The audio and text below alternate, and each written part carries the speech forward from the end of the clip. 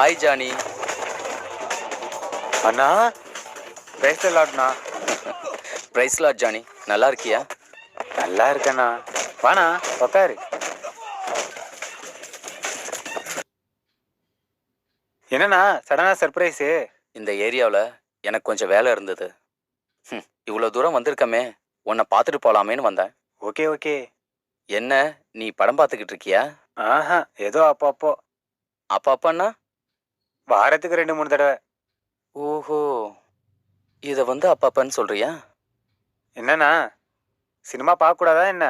கிறிஸ்துவர்கள் படம் பார்க்கக்கூடாதுன்னு நீ நினைக்கிறியா என்ன? பார்க்கறதுனால என்ன இருக்கு?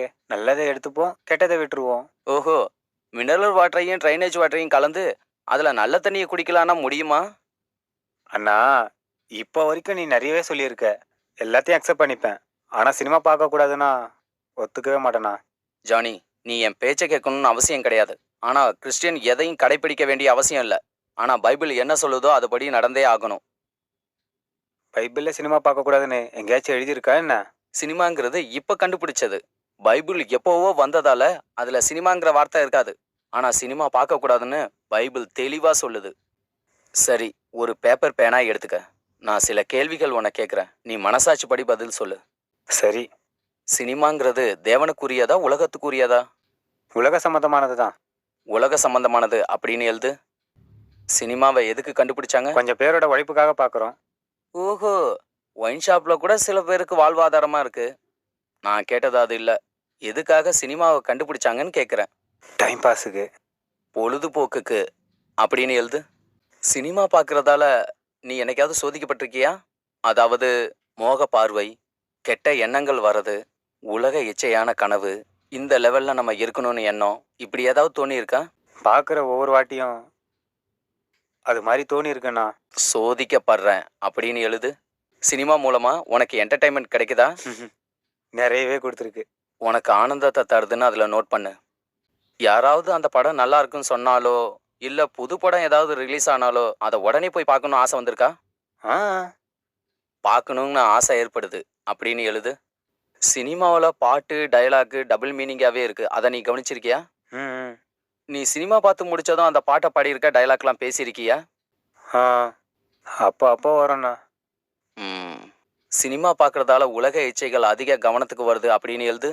சினிமாவுக்காக உன்னோட நேரத்தையும் பணத்தையும் வீணடிக்கிற இல்லையா? இந்த சினிமா உன்னோட ஆத்மாவுக்கு ஏதாவது உபயோகமா இருக்கா? குறைஞ்சது உன்னோட எதிர்காலத்துக்கு அது உபயோகமா இருக்கா? எந்த பயனும் இல்லைன்னு எழுது. ஆமா, சினிமாவில் ஹீரோ ஹீரோயினி பாடுறது, ஃபைட்டு, இதெல்லாம் உண்மையா? பொய் தான். சினிமாங்கிறது பொய் அப்படின்னு எழுது. நீ எழுதியிருக்கிறத வச்சு பைபிளோட மேட்ச் பண்ணி பார்க்கலாம். சினிமா உலக சம்பந்தமானது, கிறிஸ்துவர் ஆத்ம சம்பந்தமானவர்கள். உலக இச்சையிலேருந்து வேறுபட்டு இருக்கிறவனுக்கு உலக இச்சையோட என்ன சம்பந்தம் இருக்கு? யாக்கோபு புத்தகம் 4வது அதிகாரம் 4வது வசனத்துல உலக சிநேகத்தை விரும்புறவங்க விபச்சாரம்னு எழுதியிருக்கு. ஸோ சினிமா பார்க்குற கிறிஸ்துவன் சினிமாவை டைம் பாஸ்க்காக கண்டுபிடிச்சாங்க. இருக்கிற நேரத்தை பிரார்த்தனை பண்றதுக்கோ, பைபிள் படிக்கிறதுக்கோ, ஓய்வு எடுக்கிறதுக்கோ, குடும்பத்தோட நேரத்தை கழிக்கிறதுக்கோ பயன்படுத்தணுமே தவிர இந்த மாதிரி தேவையில்லாம பண்ணக்கூடாது. கிறிஸ்தவன் நேரத்தை பயன்படுத்தணுமே தவிர அதை வீணடிக்க கூடாது. பைபிள்ல இதை பத்தி இன்னும் தெளிவா என்ன சொல்லப்பட்டிருக்குன்னா, நேரத்தை வீணடிக்கிறவன் முட்டாள்னு இருக்கு. ஸோ சினிமா பார்க்குற கிறிஸ்துவன், சினிமாவால நீ சோதிக்கப்படுற, சோதனைக்குள் சிக்கிக்கொள்ளாமல் இருக்கிற பிரார்த்தனை செய்யும்படி, சோதனையிலிருந்து தப்பித்துக் கொள்ளும்படி சொன்னா, சோதனையா இருக்கிற சினிமா பார்க்கறது தேவனுக்கு விரோதம் இல்லையா? உலக சம்பந்தமான சினிமா நமக்கு ஆனந்தத்தை தரும். தேவனுக்குள்ளே மகிழ்ந்து இருங்கன்னு பைபிள் சொன்னா, உலக இச்சையில ஆனந்தமா இருக்கிறது பைபிள் விரோதம் இல்லையா? சினிமாவை பார்க்கணுங்கிற ஆசை நமக்குள்ள தோன்றும். சோதனை தரக்கூடியதை பார்க்கறது நமக்கு முட்டாள்தனமா தெரியல? சினிமா மூலமா உலக இச்சையான வார்த்தைகள் வாயிலிருந்து வருது. தேவனுக்கு நன்றி சொல்ற வாயால கெட்ட வார்த்தைகள் நம்ம பேசலாமா? தேவனுக்கு பாடல் பாடிட்டு சினிமா பாடலை நம்ம பாடலாமா? சினிமா பார்க்கறதால ஒரு ஆன்மா வாழ்க்கைக்கு எந்த பிரயோஜனமும் இல்லை. வீணானதை பின்பற்றுகிறவன் மதிக்கேடன். இந்த வசனத்துக்கு என்ன அர்த்தம்னு புரியுதா உனக்கு? சினிமா பார்க்குற கிறிஸ்தவனை என்னன்னு சொல்லலாம்? சினிமாவில் காட்டுறது எல்லாமே பொய். பொய்க்கு தகப்பன் யாரு? சாத்தானே தான். பொய்யான சினிமாவை நீ நேசிச்சு உன்னோட டிவிலையும் சிஸ்டத்துலையும் அதை பயன்படுத்துற. வெளிப்படுத்தினல் விசேஷம் 22:15 பொய்ய விரும்புறவங்க புறம்பே இருப்பாங்கன்னு சொல்லப்பட்டிருக்கு. இந்த 8 விஷயத்தின் அடிப்படையில கிறிஸ்தவர்கள் சினிமா பார்க்க கூடாது. இங்க பார் ஜானி, இந்த உலகத்துல இருக்கிறதெல்லாம் சரீர இச்சை, உலக இச்சை, ஜீவனை அழிச்சிடும் பைபிள் சொல்லுது. அதை விரும்புறவனும் நாசமடைவான் பைபிள் சொல்லுது. உலக இச்சைக்கு விலகிரு, அது உனக்கு நல்லது. உலகத்துல எல்லாருமே சாத்தானுக்கு இஷ்டமானவங்க தான். ஆனா அவங்கள நான் எப்படி கண்டுபிடிக்கிறது? நான் என்ன பார்க்கணுமோ, என்ன கேட்கணுமோ, என்ன படிக்கணுமோ எனக்கு எப்படி தெரியும்? எது உலக சம்பந்தமோ எது தேவனுக்கு பிரியமானதோ தெரிஞ்சுக்கிறது தான் ஞானம். அந்த ஞானத்தை வேத வசனம் தான் நமக்கு தரும். நீ பிலிப்பியர் 4வது அதிகாரம் 8வது வசனத்தை படி. அது ஒவ்வொரு கிறிஸ்தவனுக்கும் ரொம்ப தேவையானது.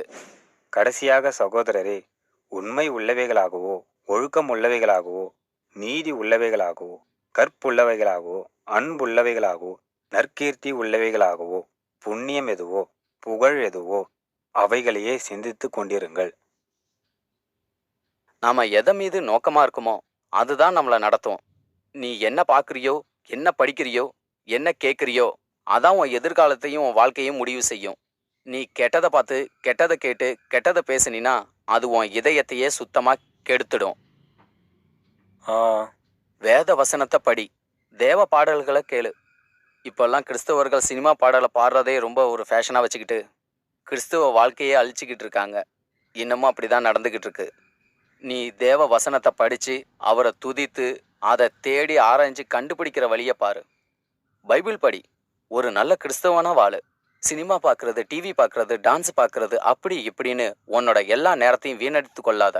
சும்மா இருக்கிற நேரம் தேவனிடத்துல பேசு. நீ ஏதாவது பார்க்கணும்னு ஆசைப்பட்டீங்கன்னா, படிக்கணும்னு விரும்புனா ஒரு தடவை இந்த வசனத்தோட 6 விஷயத்த சம்பந்தப்படுத்தி பாரு.